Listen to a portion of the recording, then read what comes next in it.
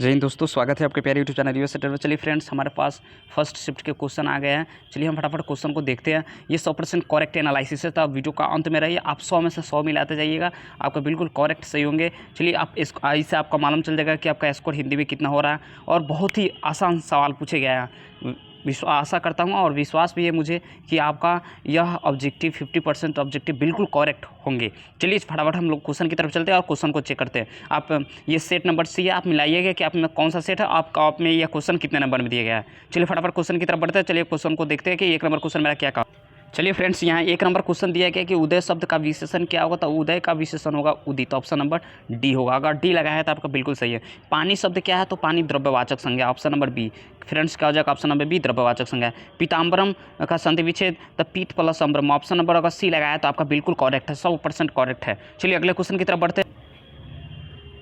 चलिए फ्रेंड्स, मेरा अगला क्वेश्चन है संयोग शब्द। यहाँ पे क्लियर नहीं दिखा रहा है, लेकिन संयोग शब्द लिखा है। संयोग शब्द का विलोम क्या होगा, तो संयोग का और संयोग माने जुड़ना होता है, वियोग माने अलगाव होता है। तो संयोग का उल्टा ऑप्शन नंबर डी वियोग हो जाएगा। अगला क्वेश्चन मेरा कह रहा है कि छत से उतरती हुई लता किस कारक, छत से उतरती अलगाव हो रहा है, तो आपदान कारक। बिल्कुल करेक्ट बच्चे नहीं है, बिल्कुल सही लगाया, करेक्ट ऑप्शन नंबर ए हो जाएगा।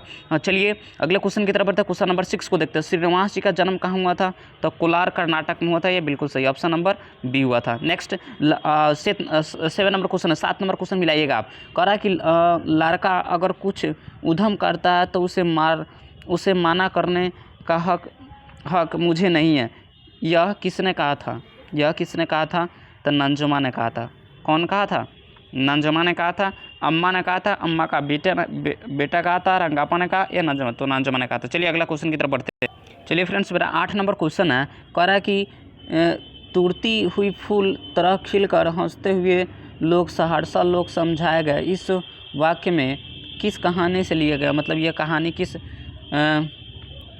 तुरई के फूल की तरह खिलखिलाकर हंसते हुए लोग साहस मुरझा गए, यह कहानी किससे ली गई है, तो यह कहानी ली गई है ढहते विश्वास से। नेक्स्ट क्वेश्चन की तरफ बढ़ते हैं। बारी बारी से गांव के लड़के किसकी निगरानी कर रहे थे, तो जो महानदी पे बांध बनाई गई थी जिसमें लक्ष्मी की वर्णन की गई, उसके पति लक्ष्मण। ऑप्शन नंबर ए की चर्चा की गई है, यह बच्चे के द्वारा लगाया गया, बिल्कुल करेक्ट है। चलिए अगले क्वेश्चन की तरफ चलते हैं। अगला क्वेश्चन मेरा क्या, मंगू की माँ अस्पताल के लिए किसकी उपमा दी थी, तो अस्पताल किसकी उपमा, धर्मशाला, गौशाला, पाठशाला या नृत्यशाला।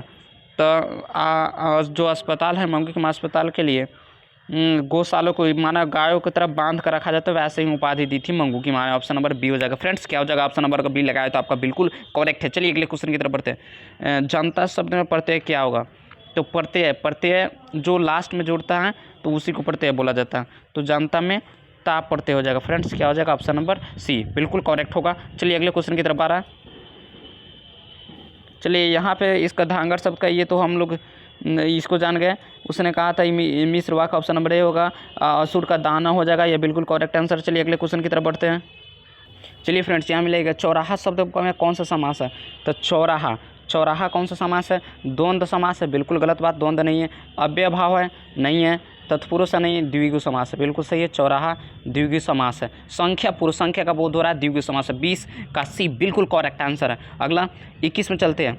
विलनव कहाँ था, तो रोन नदी के किनारे अविनियो, बिल्कुल सही लगा है। बिल्कुल दिल खुश हो गया इन बच्चों के द्वारा लगाया गया प्रश्न से, दिल गदगद हो गया। चलिए फ्रेंड्स, मैं अविश्वास करता हूँ कि आपका भी ऐसे ही आंसर सही होगा। चलिए अगले क्वेश्चन की तरफ। विनोद कुमार शुक्ल का जन्म कब हुआ था, 1 जनवरी 1937 ईस्वी को, बिल्कुल करेक्ट आंसर।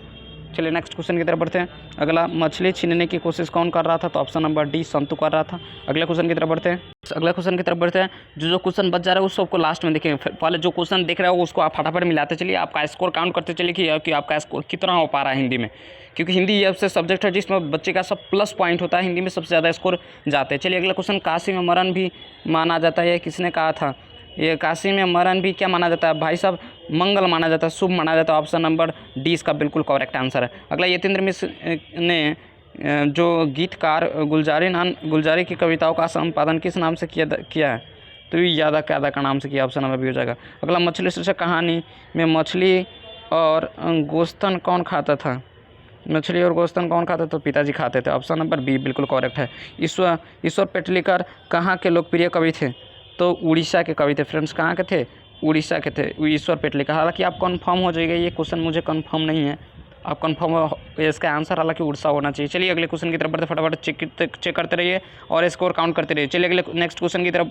चलिए फ्रेंड्स, यहाँ अगला क्वेश्चन है कि मेरे बिना तुम प्रभु शीर्षक कविता जीवनानंद दास। फ्रेंड कहाँ के कवि थे? पश्चिम बंगाल के कवि थे जीवनानंद दास। अगला सदियों की ठंड बुझी राग सुगबुगा उठी है मिट्टी के सोने की ताल, ये किसके? जनतंत्र का जन्म राष्ट्र कवि रामधारी से दिनकर। ऑप्शन नंबर ए बिल्कुल करेक्ट आंसर है। मैं अपने आप ही चला जाता हूँ। भाई साहब नीज भाई साहब ये बच्चे ने गलत लगा लिया है। चलिए कोई बात दिक्कत नहीं, आप अगर डी लगाया तो आपका बिल्कुल स्वयं। मैं अपने आप ही चला जाऊँगा, यहाँ पे नीच का बोझ रहा ऑप्शन नंबर। मैंने यह कल के वीडियो में लाइव वाला वीडियो में बताया था कि यह क्वेश्चन आएगा निजवाचक सर्वनाम से। ये जो देखा होगा उनका बिल्कुल करेक्ट है। ऑप्शन नंबर डी इसका करेक्ट आंसर होगा। अगला 3 दिन किस विशेषण के उदाहरण है? तो भाई साहब संख्यावाचक विशेषण है 3 दिन, बिल्कुल करेक्ट आंसर है संख्यावाचक विशेषण। चलिए अगले क्वेश्चन की तरफ। चलिए फ्रेंड्स, अगला क्वेश्चन कह रहा है कि उसने अपने मित्र की साइकिल खरीदी। इस वाक्य में किसका उदाहरण है? तो मित्र की साइकिल, उसने अपने मित्र की साइकिल खरीदी, तो यहाँ पे यह हो जाएगा मिश्र वाक्य हो जाएगा। Option number B. चलिए निम्न में कौन शुद्ध वाक्य यहाँ पे छाटना है? तो शुद्ध वाक्य कौन सा होगा? तुम्हारा यह कहना है कि मेरी बड़ी बात होगी। अगला नेक्स्ट क्वेश्चन देखते हैं। तुम्हारा यह कहना मेरे लिए बड़ी बात होगा या होगी। ऑप्शन नंबर सी इसका करेक्ट आंसर हो जाएगा, सही आंसर हो जाएगा इसका सी। अगला नेक्स्ट क्वेश्चन। अयोध्या के राजा दशरथ के 4 पुत्र थे, किस पदबंध है? तो यहाँ अयोध्या के राजा दशरथ के 4 पुत्र थे, तो यह संज्ञा पदबंध है।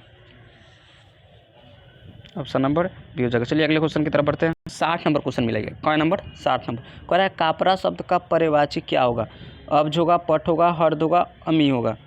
तो पट हो जाएगा इसका। ऑप्शन नंबर डी सी।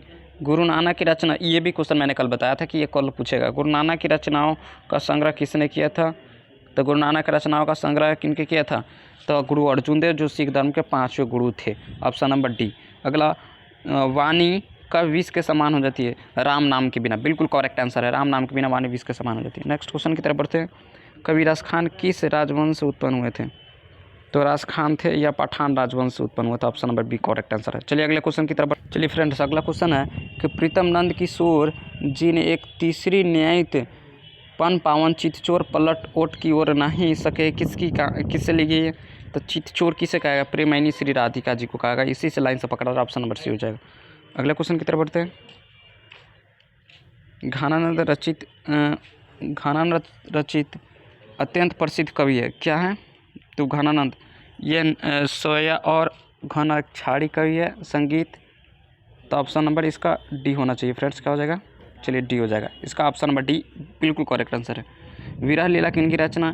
तो विरह लीला है, यह लीला है घनानंद रस खान या रस खान की रचना। ऑप्शन नंबर सी हो जाएगा। चलिए अगले क्वेश्चन की तरफ मिलाते हैं। बद्रीनाथ नारायण चौधरी प्रेमघन के किस नाम से संग्रहित हैं? तो इसको देख लीजिएगा, ये मुझे डाउट है। चलिए अगले क्वेश्चन की तरफ बढ़ते हैं। फटाफट चेक करते रहिए, आप स्कोर भी काउंट करते। चलिए फ्रेंड्स, अगला क्वेश्चन है कि युवानी किसकी काव्य कृति है? तो युवानी किसकी काव्य कृति है? अंग्रेजी की काव्य कृति है। हालांकि इसको कंफर्म हो जाएगी, मुझे कंफर्म नहीं है क्वेश्चन। अगला, सुमित्रानंद पंत को मानव सौंदर्य के किस ओर आकृष्ट किया? तो ये समाजवाद की ओर, संगणता की ओर, आतंकवाद की ओर, ये समाजवाद की ओर। तो आध्यात्मिक की ओर, समाजवाद की ओर, ये प्रकृति के सुकुमार कवि थे। नेक्स्ट, सिंहासन खाली करो जनता, ये किसकी कहानी है? जनतंत्र की जन्म। ऑप्शन नंबर ए इसका बिल्कुल करेक्ट हो जाएगा। ए बिल्कुल सही है, अगर ए लगाया तो आपका सही है। चलिए अगले क्वेश्चन की तरफ बढ़ते हैं। अगला, भारतीय संविधान के निर्माता भीमराव अम्बेडकर, जिसे भारतीय संविधान का जनक के नाम से भी जाना जाता है। समझिए, भारतीय संविधान के निर्माता, जनक सब कौन थे? भीमराव अम्बेडकर जी ही थे। अगले क्वेश्चन की तरफ बढ़ते हैं। अगला क्वेश्चन मिलाइएगा। चलिए फ्रेंड्स, यहाँ सब्जेक्टिव क्वेश्चन भी बहुत आसान दिए गए, जैसे होली पर लिख के लिए आया था, जो बहुत ही अच्छा भी। ये कोरोना एक महामारी है, इस पर भी मैंने बताया था कि कोरोना कोविड-19 पे पूछेगा। चलिए आज के लिए इतना ही। जय हिंद, जय भारत। आपका नेक्स्ट वाला एग्जाम बहुत ही अच्छा है, इसके लिए बेस्ट ऑफ लक। चलिए, आप माँ शारदा की कृपा बनी रहा। चैनल पर नए थे तो सब्सक्राइब कर दे, वीडियो को एक लाइक कर दे, जिससे मैं मोटिवेट हो सकूँ। चलिए चलते हैं। जय हिंद, जय भारत, वंदे मातरम।